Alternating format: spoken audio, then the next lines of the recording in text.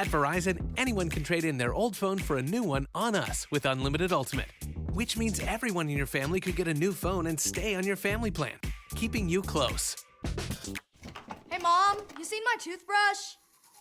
Yeah, I'm almost done with it. Oh, maybe too close. Trade in and additional terms apply. See Verizon.com for details.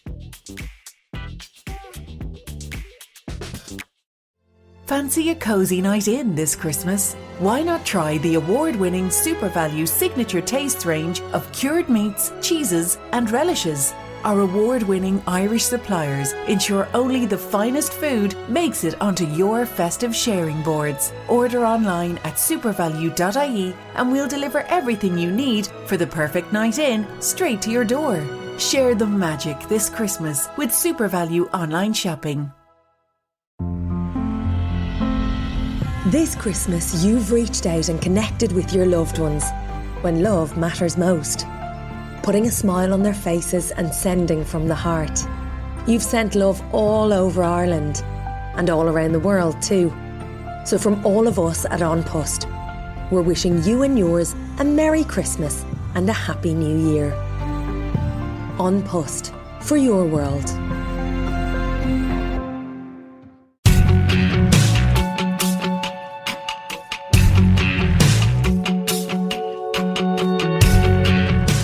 Welcome back to Mama Mystery. I am your host, Kelly. And I'm your co-host, Austin. And today we are here to bring you another wild story. Last week, we talked about the Lululemon murder. So many of you were blown away by that episode. I blew Austin's mind. I blew some of your minds. Some of you already knew about it, so I re-blew your minds. It was a crazy story. It was a wild one. If you haven't listened to it, go back, listen to the Lululemon episode. Yeah. Wild stuff. Happy Monday, everybody. Happy Monday. We hope you have a great week full of mystery. Well, hopefully not, because sometimes people don't want to By the podcast, like in their life. They just want to hear about it. That's what we hope. We hope you binge listen. Yes. So last week, that episode was crazy. You guys blew me up. I was so thankful for that. So I hope you enjoyed this one as well, because I picked a story that was pretty freaking crazy. Bonkers. Are you ready, Austin? Mm-hmm. Got another one that's going to drive you bonkers. Mama Mystery in. Hello. Okay, so today we begin the story in Council Bluffs, Iowa. What? Not far Midwest. from us. There's just something about... It's a Midwest thing. Yeah. Anyway, Is it Midwest swag or Midwest thing? I don't even know what song you're referring to. You know what? Go ahead, Kelly. It's Nelly. I thought it might be Nelly. Nelly Kelly. Anyway. Okay. I ain't a killer, but don't push me. Let's go. Are you done? All right. So anyway, I was saying there is just something about stories that hit so close to home that make them even more intriguing to me. So Council Bluffs, Iowa is only a couple hours from us in the southwest corner of Iowa. And it's relatively small, but only about 8 miles from Omaha, Nebraska, which is much bigger. You're a fan of Omaha. Go Big Red. Are they in Omaha or Lincoln? Lincoln. Yeah. Anyway, if you can imagine, this area is like your salt-of-the-earth type of area where there's a lot of farmers, hardworking people. It's pretty rural. Just a good old boy, yeah. Austin with the songs. Right on. So anyway, this story begins in 2012 with a man named Dave Krupa. He was 35 at the time, working as a mechanic. Looking at pictures of him, he really appears to be just like your super average dude. There's really not much special about him. He's not like overly attractive. He's not unattractive. He's just your average guy. Just a good old boy. Yeah. He had recently broken up with his long-term girlfriend, Amy Flora. They had 2 kids together and had been together for a long time, about 12 years. But now, recently single, he's trying to kind of enjoy the bachelor life on his own for the first time in over a decade. So he found a small apartment in Omaha, continued working as a mechanic, but in his off time, he wanted to figure out how to get back into the dating pool. Heck yeah. At the time, newly single and in his barren apartment, he resorted to online dating. The first person he meets is a woman named Liz Gollier. So we're going to talk about her for a second. Lizzie McGuire. No, Liz Gollier. Liz Gollier. Okay. So Liz, whose first name is actually Shanna, but she goes by her middle name Elizabeth, but obviously it's shortened to Liz. She was born in Kalamazoo, Michigan in 1975 to a young mom with 2 boys from a previous failed marriage and an alcoholic father, and these 2 were not married. Liz had a bit of a rough life growing up in Michigan. In 1967, before Liz was born, Liz's father spent 3 years in prison for taking indecent liberties with a child. So I'm not really sure what that means. I don't want to know, like, the details of that. I mean, I know what it means. I don't want to know what happened. But anyway, when he was released from prison, he met Liz's mom, who at the time was recently divorced with her 2 kids. So they quickly moved in together, but their home was deemed too unsafe, and her 2 boys were removed from the home and placed in foster care. So Liz never actually met her 2 half-brothers, but Liz did have one brother who was about 1.5 years younger than her. So they had Liz, and then they had her brother shortly after. In 1978, Liz and her brother were removed from their home due to domestic violence. Liz was about 2. Her brother was only 1.5 years younger, like I said. Their mom, who was 28, finally kicked Liz's abusive dad out of the house so that the kids could come back. Her mom was so excited to get the kids back, and by all accounts, she really was a good mom to the kids. She just had a very poor judgment when choosing men. Days before the kids were due to come back, she walked a few blocks down the road to the laundromat so that she could wash the kids' blankets before they came back home. And she really wanted everything to just be perfect for them when they came back. But when she finished washing the blankets, she was walking home and she was hit by a car and killed instantly. Oh my gosh, curveball. I was not expecting that. Yeah. So Liz and her brother became wards of the state since they obviously couldn't go live with their abusive alcoholic father. And what makes this story even sadder is that Liz and her little brother couldn't even go live with extended family because they all had rap sheets of their own. And many of their cousins had also been taken out of their homes and placed in foster care as well. So Liz and her brother were placed in various foster homes, and they were eventually split up. They couldn't stay together, which is even sadder. They bounced around between multiple homes, many of which were abusive as well, until Liz was finally adopted by her new parents, Ronald and Teresa Gollier. Ronald worked for Kellogg's, the cereal company, and in the mid-1990s, his job relocated him and his family to Omaha. So Liz stayed in Omaha until she was an adult and moved back to Michigan when she was 18 and got married 2 years later. So her and her husband got divorced after only a couple of years, and in 1997, Liz began dating a man named Raymond Nice. It's either Nice or Knight. But anyway, he was about 22 years old and Liz was 24. They dated for a bit and eventually things got a little rocky because Liz was known to get super jealous of other women. But about a year into their relationship, Liz became pregnant. Raymond, even though he was unhappy, decided to do what he felt was right, which was stay and provide for his family. So he bought them a little house, a trailer actually. But when Liz was 8 months pregnant, she left Raymond to go live with another man, a man even younger than Raymond, about 21 years old. His name was Glenn. They had worked together, and he had an infant son of his own. So she left 8 months pregnant to go live with this other guy who also has a little baby. They had worked together at a convenience store, so that is how they met. And she tried convincing Raymond that Glenn was just a roommate and there was nothing going on, but Raymond knew better. Then Cody Nathaniel Gollier was born on August 25th of 1999. At this point, Liz decided to settle down with Glenn and make a life with him, essentially relieving Raymond of his duties and kind of trying to push him away.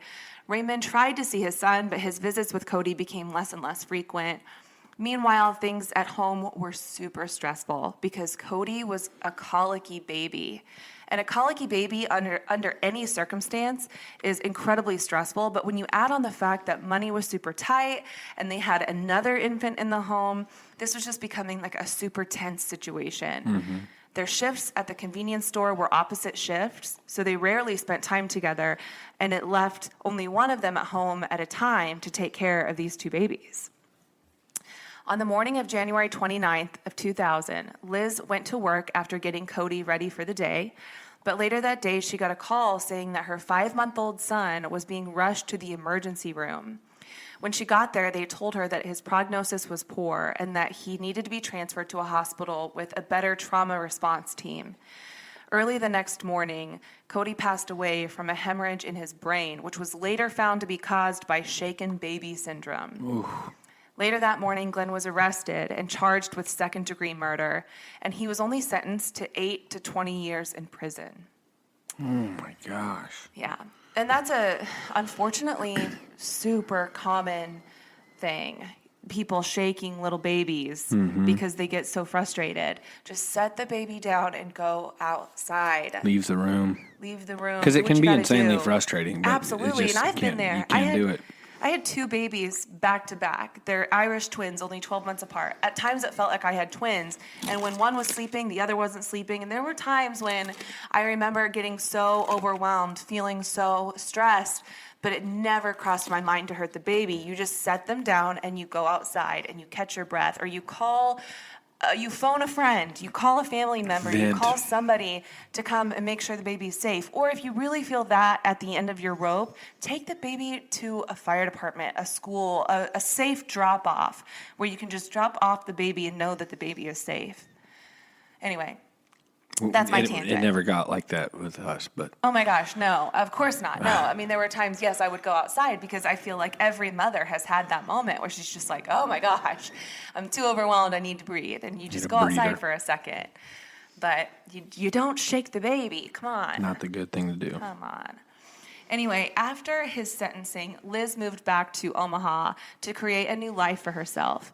She had a few relationships, but one of them became a little more permanent. She ended up having 2 more kids, a boy and a girl, that she raised on her own. In September of 2010, she met a man named Todd on an online dating site. Todd worked in IT and took good care of Liz and her kids, especially financially. But their relationship was off and on. And even though it was off and on, Todd never realized that Liz was talking to other men while they were together. And in 2012, Liz met Dave Krupa on plentyoffish.com. So. Plentyoffish.com. Yeah. Right on. Does that website still exist? I I mean, I'm have not no asking clue. you as if like you would know, but I have no clue. I don't know. So Liz made a great first impression with Dave as being super smart, bright, outgoing, fun to be around.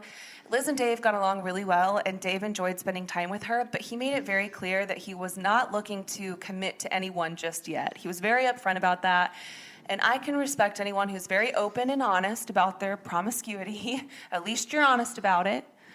But he didn't just entertain a couple of women. He entertained a lot of women. And he admits that he kind of went wild after being free for the first time in a while. About 6 months after meeting Liz, he meets a woman named Carrie Farver. And he met her when she brought her car into the shop where Dave was working. Dave was instantly smitten with Carrie. Carrie was a 37-year-old single mom to a 14-year-old son. She worked as a computer programmer, and while Dave was showing her something under the hood of her car, there was just this like spark between them. And that's all that ended up happening. They didn't exchange numbers or anything. They both just left feeling kind of like butterflies and like, oh, I met this person. And But they didn't say anything to one another? nothing. Like they both felt it, but they just didn't do anything about it. So, Okay, I'm interested to hear how this all ties back. well, a few days later, Dave was back on Plenty of Fish and stumbled upon Carrie's profile. Oh, hell yeah, brother. Yeah, just serendipity. It was meant to be. They reconnected and decided to go on a date to Applebee's. And after their first date, Dave invited Carrie over to his place for a little nightcap, if you know what I'm saying. Mm-hmm. They're on the couch, making out, getting steamy, when Carrie stops Dave and essentially says, listen, we can have sex, but you need to know that that is all this will be because I'm not looking for a relationship or a boyfriend. And Dave is like, okay, jackpot. Fantastic. Yeah. Sweet. So that night, however, Liz showed up to pick up a few of her things from Dave's apartment because I guess they had kind of broken things off prior to that because she was seeing this other guy, Todd. So I think they kind of like drifted off. So anyway, Liz shows up at Dave's apartment unannounced, and she sees that Dave has Carrie over. She got kind of upset, even though she had her own boyfriend at the time. She got really emotional, which made Carrie pretty uncomfortable, so Carrie decided to leave. And as they passed each other, Liz recalled Carrie calling her a bitch. And the encounter was super brief, but incredibly uncomfortable for everyone involved. And I'm sure you can imagine, like, girls get a little catty, and rather than, blame the guy, they kind of blame each other. So whether there was, like, some heat exchanged, I can believe that. Liz ended up getting her things, and she tried pleading with Dave to work things out, but he told her she just needed to leave and that would be the end of their relationship as they knew it. So they are done. They discontinued talking, but Dave and Carrie continued talking, and Dave got really comfortable with Carrie. At the time, Carrie had a huge project going on at work, and Dave's place was much closer to her work than her house was, so she was staying over at Dave's apartment. November 13th, 2012, Carrie and Dave have only been dating for 2 weeks when Dave gets up to go to work and he kisses Carrie goodbye before he leaves. A few hours later, he's at work when he starts getting texts from Carrie that kind of catch him off guard. One of the texts says, "Let's move in together." And Dave texts her back saying, "I'm not interested in that. We've only been talking for a couple weeks. Like, I don't know you well enough to do that." Pump the brakes. Yeah. And, I mean, it just kind of sounds like so typical of a girl to be like, "I'm not looking for anything serious. Like, I just want to chill." And then be like, "Let's move in together." Stage 5 cleaner. Yeah, and to kind of just like hide you crazy until you get a little more comfortable. Real easy to have a good first impression. Yeah, exactly. Don't we all? Yeah. Most girls know how to put on a good facade. I'm not about the drama. That's my favorite. The ones that are like, "I have no drama." And then they're like the most dramatic. So anyway, she immediately responds incredibly angry, saying, "Fine, I don't want to talk to you anymore. I'm talking to someone else anyway, so go fuck yourself," basically. Oh, gosh. Yeah, she got really fired up. A few days go by, and Carrie doesn't talk to him. And then all of a sudden, she starts texting him again, saying things like, "I hate you. You ruined my life. You're a terrible person." And Dave literally says, like, "I just dodged a bullet." Total clearly. stage 5 cleaner. Yeah. And she obviously wasn't who she said she was. So, who was Carrie Farber?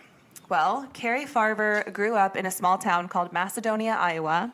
It was a very quiet town where kids could ride their bikes and without a worry, and everyone was super friendly with one another. It was a really good place to raise your kids. Carrie was super close with her mother, Nancy Rainey. They talked every single day. Growing up, Carrie was very warm, loving, and a very hard worker. She had a lot of friends and was a very sociable kid. As she got older, she experimented a lot with her style, always changing her hair, trying to figure out like who she really was. During an interview for her high school yearbook, Carrie was asked how she would like to be remembered. And she said she wanted to be known as always having a smile on her face and for being a little bit crazy. With a genius-level IQ, Carrie got into computer programming and worked super hard to provide for her and her son, Max. Carrie got pregnant with Max at a young age, and her relationship with Max's dad didn't work out, so Carrie raised Max by herself, but with occasional help from her mother, Nancy. Carrie really doted on Max, and Max was always at the very top of her priority list. But as time went on, Carrie started struggling mentally. At one point, she was so depressed, she wouldn't get out of her bed for like 10 days. Finally, she went to a doctor to get help, and she was diagnosed with bipolar depression. So she was prescribed medication for this, and she was good about taking it and going to therapy, but her mom remembers times when Carrie would complain that the medication would just make her feel really numb, and she didn't want to take it anymore. But in 2012, Carrie was in a very good place, working in a job she loved and providing for her son, Max. While Carrie was staying with Dave so that she could finish this work project, Max was staying with Carrie's mom, Nancy. And on the day that Carrie and Dave had this falling out, Carrie also sent a text to her mom saying that she was going to be taking a job in Kansas. Nancy mentioned this to Max, and Max confirmed that Nancy had been looking at a job in Kansas. So he wasn't really that surprised. And after all, Kansas really wasn't that far away. So Nancy asked Carrie to call her, but Carrie didn't end up calling her. A couple days go by, and Carrie still hadn't called Nancy. That weekend, Carrie's half-brother was getting married, and Max was going to be an usher in the wedding. So Nancy really needed to get a hold of Carrie to figure out when she was going to get Max so they could prepare for this wedding. And when Carrie never called Nancy back, Nancy called the sheriff to report Carrie as missing. But when they came to take her report, she did mention that Carrie was diagnosed as bipolar, and the cops kind of blew off the report at that point, just kind of succumbing to the idea that when a bipolar person abruptly stops taking their meds, it can make their behavior very erratic and unusual. And they suspect that maybe Carrie is kind of experiencing like a mental break. A withdrawal kind of or something. Yeah, and that is super common. If you just abruptly stop taking your medication, you can have even worse effects than you did before you started taking it. That withdrawal can really exacerbate, those symptoms. So Dave, in the meantime, keeps getting texts from Carrie. She's berating him, texting him constantly, just verbally assaulting Dave. Then on November 23rd, 10 days after Dave and Carrie get into that initial heated exchange about living together, Liz calls Dave, and she's super upset. She wants to know how Carrie got her phone number, her email, and her home address. She told Dave that Carrie had been harassing her with these crazy emails, nonstop phone calls, and that Carrie had even broken into her garage and spray painted the words "whore from Dave" on her garage wall. Liz calls the police and files a report and tells them that Dave is her ex-boyfriend, Dave Krupa, and that she believes this is from one of his other ex-girlfriends. So the police go to Dave and they start asking him what's going on, and he shows the cops all the texts that he's received from Carrie, and they're like, oh, okay, we've seen this before. Hell hath no fury like a woman scorned. This woman's going crazy. In the weeks since Carrie left, she would still text her mother, Nancy, but she refused to call her. Nancy is super concerned because Carrie used to call her every day, so she gets the sense that like something is wrong. Carrie is texting Max saying that they're moving to Kansas and that he's going to be going to school down there, but Nancy puts her foot down and gets legal guardianship of Max because she doesn't trust whatever is going on with Carrie. Carrie started missing family events.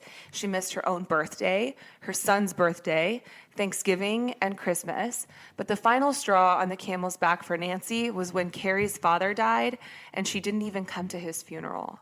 She texted her mom saying, "I'm sorry I missed the funeral." And Nancy responded, "The only way I will know it is you is if you call me and I hear your voice." But Carrie never called. Instead, she started attacking her mom, saying that she was never a good mom and just kind of berating her. Yeah, and she's pushing everybody away. Yeah. So Dave continued getting messages from Carrie so often that he would change his phone number multiple times. But remember, Carrie is like a genius computer programmer, so she always found a way to get his new phone number or send him emails from different email addresses. One email she wrote said, "Liz is nothing. She's a fat cow. She looks like she lost her puppy. Maybe she'll do us all a favor and kill herself. LOL." She would send them to Liz as well, saying, "If you don't keep your hands and lips off my man, I will hurt you." Carrie's messages became even more concerning when she started messaging Dave saying that her favorite thing to do was stand outside his window and just stare at him while he was in his apartment. One text was eerily specific when she said, "I can see you on the couch with your feet up wearing a blue shirt." What the heck? This woman is so psycho. Yeah. 2 months after this all started, Dave is driving through his apartment complex when he notices Carrie's car.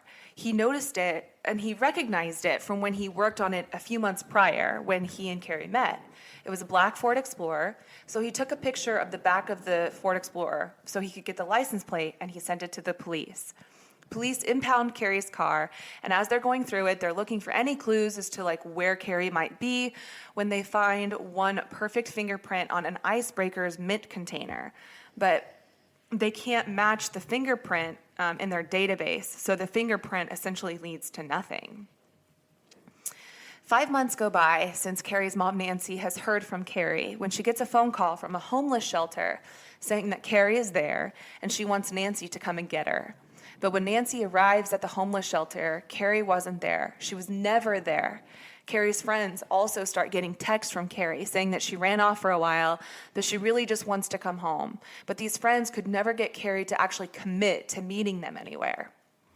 Finally, in May of 2013, about 7 months since anyone has actually seen Carrie, Max takes matters into his own hands and reaches out to his mom via Facebook. He says, "Hi," and she responds almost immediately saying, "Hi, little man, how are you?" And he says back, "I have 3 questions. 1, what is my middle name?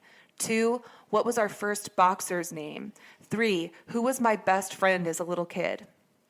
She never responded to the message, but she did immediately make a public post on Facebook saying, "I have answered enough questions to prove myself to everyone, and I am done. You can either believe I am your daughter, mother, sister, and friend that you have known your whole life, or you can just leave me alone.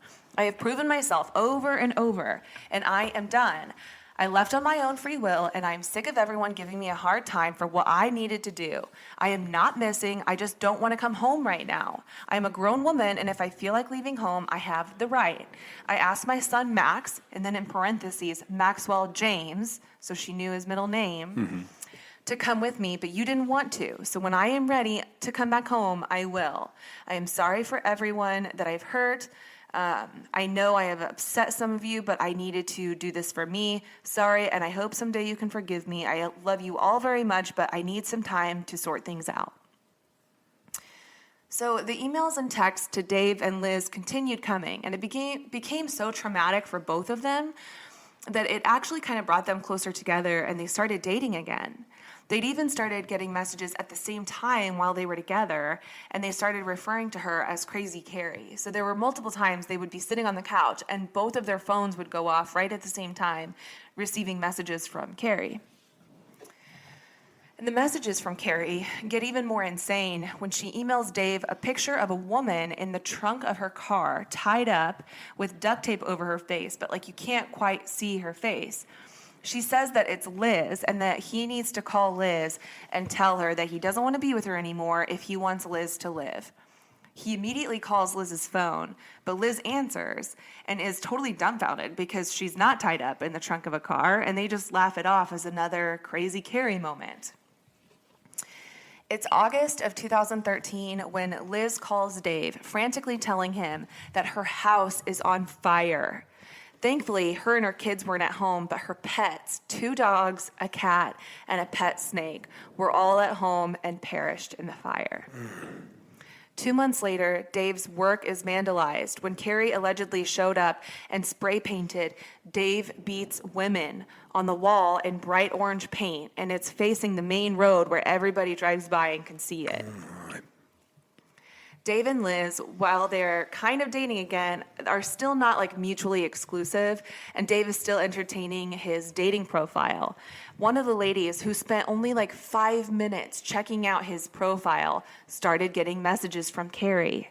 You have to remember, Carrie seeing all this. Is incredibly smart and a genius in IT, so it's not beyond the realm of comprehension that she could figure out a way to hack his accounts. Even his ex that he has kids with starts getting messages from Carrie.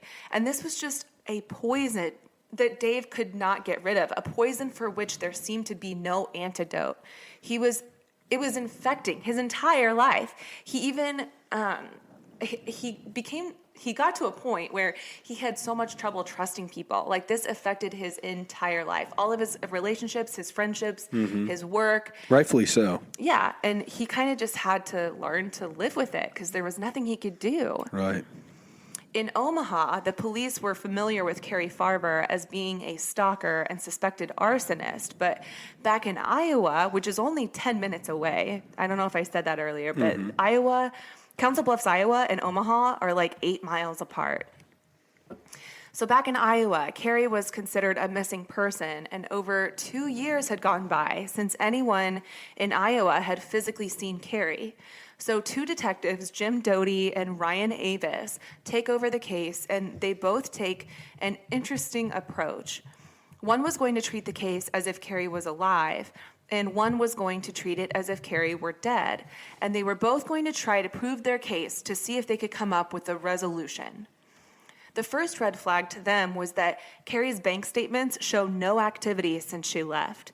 So how is she getting money? How is she feeding herself? How is she traveling? The second red flag is that all of her messages and Facebook posts are littered with grammatical errors, which is odd coming from someone with such a high-level IQ.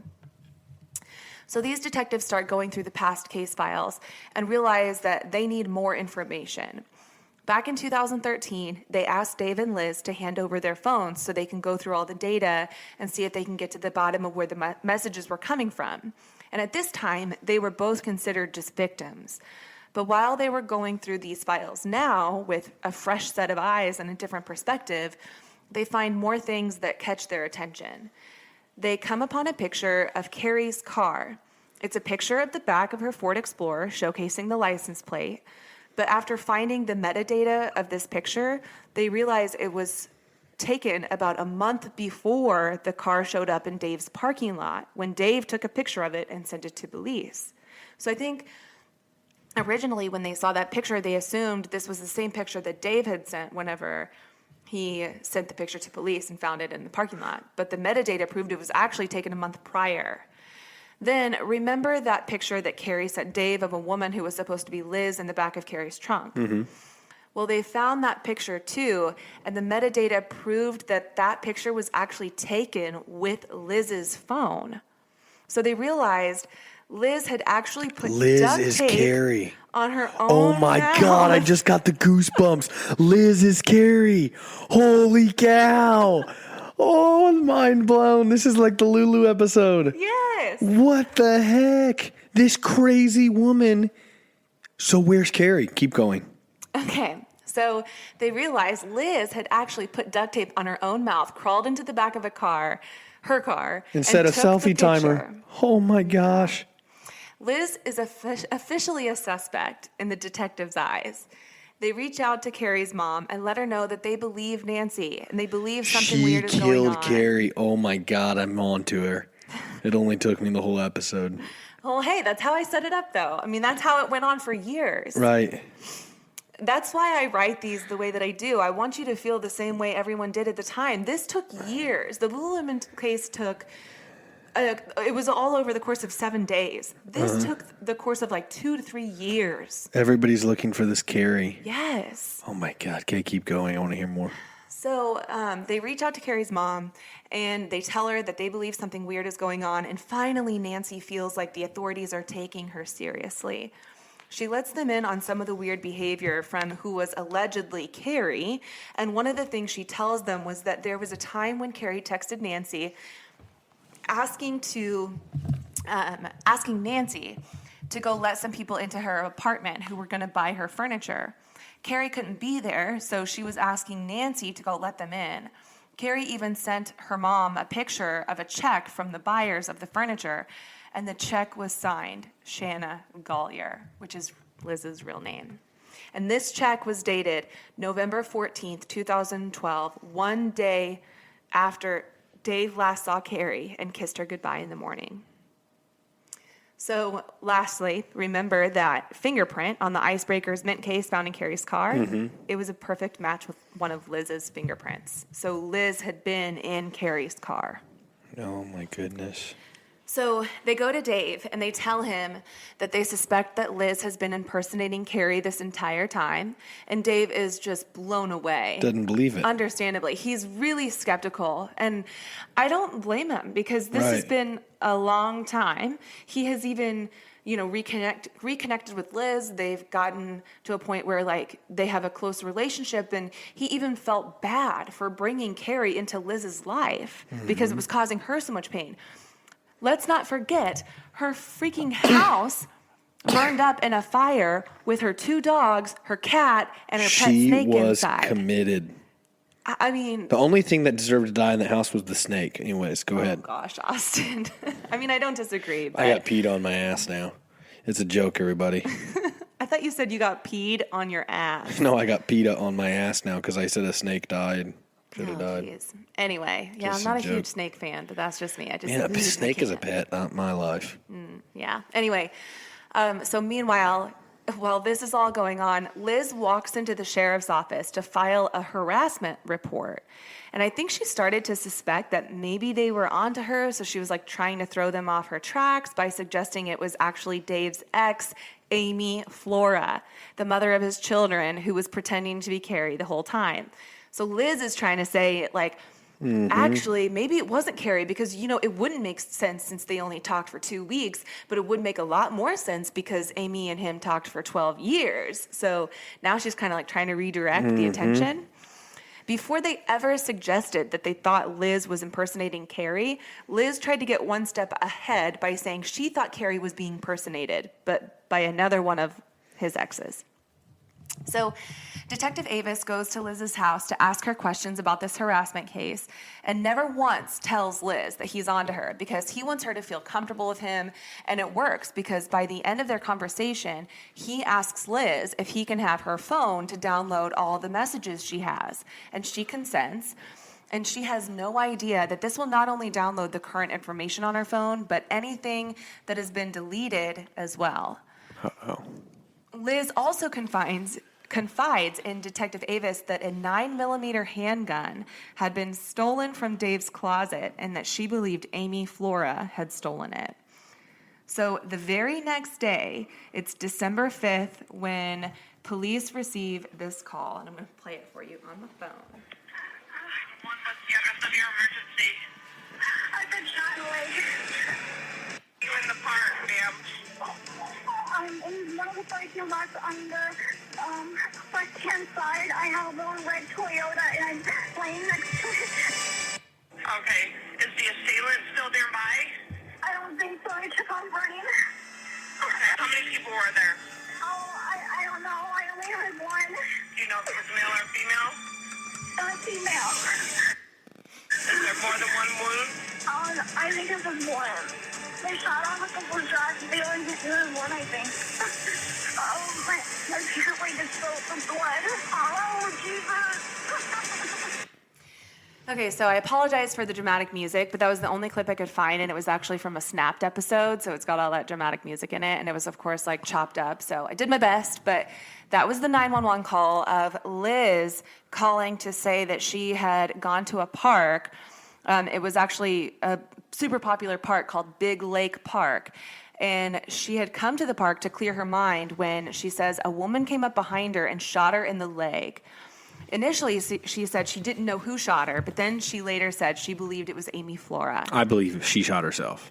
It was almost immediately confirmed that Amy Flora had nothing to do with this. She was nowhere near the area at the time, and they confirmed that Liz had actually shot herself in her own leg. She is committed, burnt her house down, killed her pets, shot herself.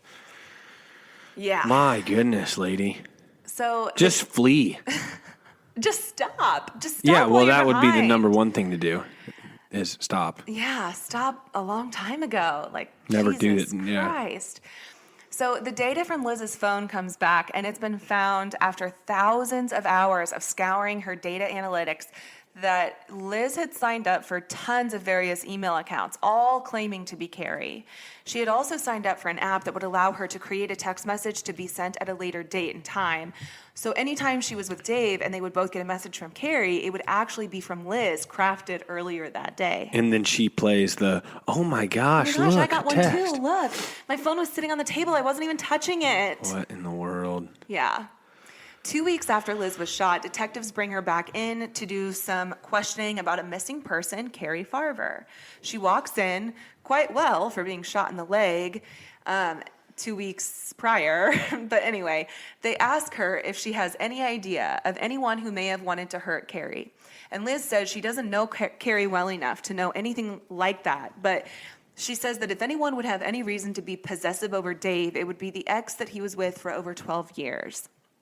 So Detective Jim Doty drops this sweet little egg in Liz's lap and says, well, hey, if you get any messages from Amy regarding what may have happened to Carrie, you need to let us know because it will really help us build a case. And of course, Liz falls for it. Just a few days after this meeting, sure enough, Liz tells the detectives that she received an email saying, "I shot you, Liz, to make sure Dave stayed away from you. I used our kid's key." Oh my God. Isn't this hilarious? This actually cracks me up. She says, "I used our kid's key to break in," oh my gosh, to break in on his phone. There were a ton of grammatical errors, so this is hard to read. "I used our kid's key to break in on his phone with the code we both use. That's when I took his gun and some ammo. I got rid of the gun. Look, the police haven't arrested me. No one has proof it was me. So you're screwed, Liz, and better stay away from Dave or next time it will be worse for you." Oh my gosh, yeah, this is believable. Have you ever seen the movie Jawbreaker? It's kind of like a 90s film, but these girls like kill their best friend by accident, and they're trying to like cover it up like she was murdered, and they have one of those cards that like you can record a message in, and the card accidentally opened when one of the girls was like, "I killed Liz. I killed the teen dream. Deal with it." And it ended up being used against her later. This just kind of reminded me of that. I know if Never Romeo's seen it. listening, he'll appreciate it because we watched that movie together. But anyway, yeah, it just cracks me up that she's like, "I broke in, and here's exactly how I did it with all the details." Here's my confession with all the details in an email. Like, "I shot you, Yeah. and here's how So I she did brings it." this to the police. It's so silly. She brings it to the police. And let's see. Detective Doty encourages her to respond to this email to see if they can gather some information on what may have happened to Carrie. So this time, the response is much longer. And the beginning is hilarious because this person pretending to be Amy, that everyone knows is actually Liz, is talking to Liz, essentially explaining why she had to change her email address before responding to this email. Mm-hmm. It's just so silly, like the interaction. It's like a kid with Oreos all over their face, and you say, "Did you eat another Oreo when I told you not to?" And they have Oreos all over their face, and they go, "No." Yeah, or like Joey from Friends. Actually, a raccoon came in. It's like just the most unbelievable story. Ugh.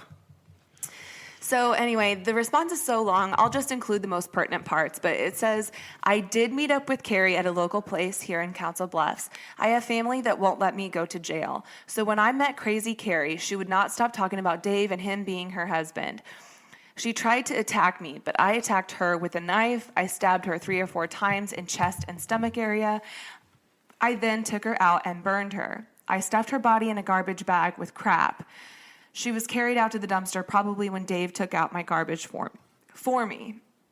So the detectives realize that Liz's motive here is to have Dave alter herself and to no one else. So they want to push Liz to her breaking point by encouraging Dave to move in with Amy for a minute, even if they're not really getting back together. He just wants to see what Liz will do if Dave moves in with Amy.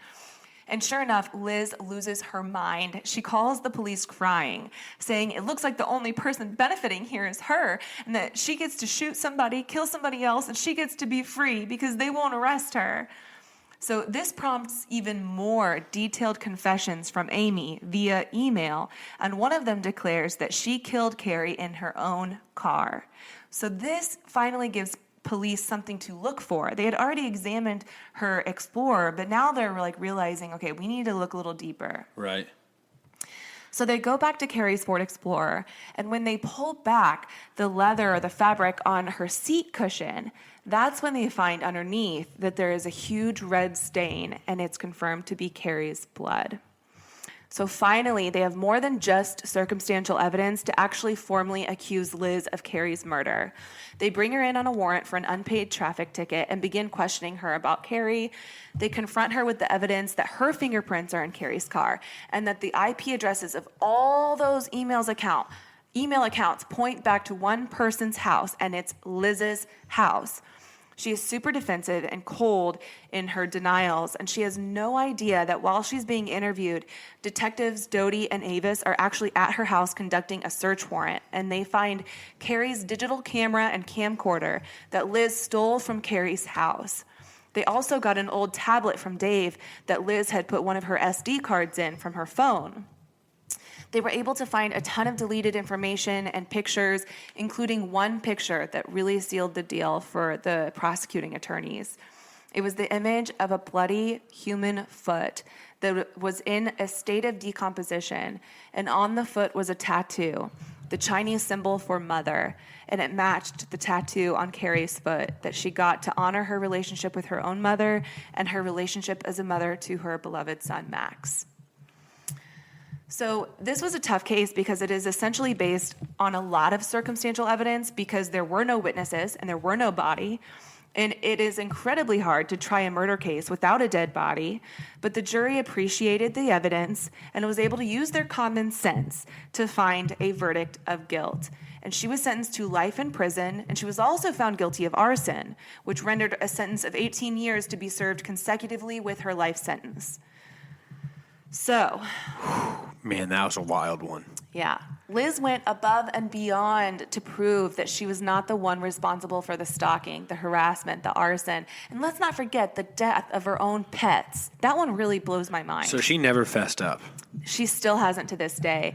In fact, she has been communicating with, I can't think of her name now. I think it's Anne Rule. She's a true crime author, and she has been communicating with her by letter, still claiming her innocence, and that someday we'll find the real person who did all this, and I'll be set free. Oh my gosh, what denial. She probably convinced herself that she didn't do it. I mean, maybe, like... I don't know. People are nuts. They can convince themselves of things and justify things in their head, and it's crazy. Yeah, she showed no remorse, no emotion during the trial, just nothing. I can't wrap my head around the ultimate dysfunction and diabolical cruelty that went into all of her actions here. It was just completely evil, and one of the craziest, most bizarre things that I've seen in a really long time. We have covered cases, some crazy cases, but this individual was crazy and did this shit for a span of years. It wasn't just a single crime of passion, not a heat of the moment thing. This was an evil act that stretched across years, tons of victims, and with such a bizarre turn of events. And it was all to be possessive over a guy. Over a guy, and just an average dude. Like, well, who cares if it was... I know, I don't mean it like that. I mean, it's almost like your comment, like, is she hot? But like, is she hot? What was so special about Dave? He was just your average dude. It's wild. Yeah, it's just... So, I mean, obviously, there was just some very serious psychological issues going on. But she is where she needs to be. She's in, like, the Nebraska Correctional Facility for Women, and that's where she'll stay. That's wild.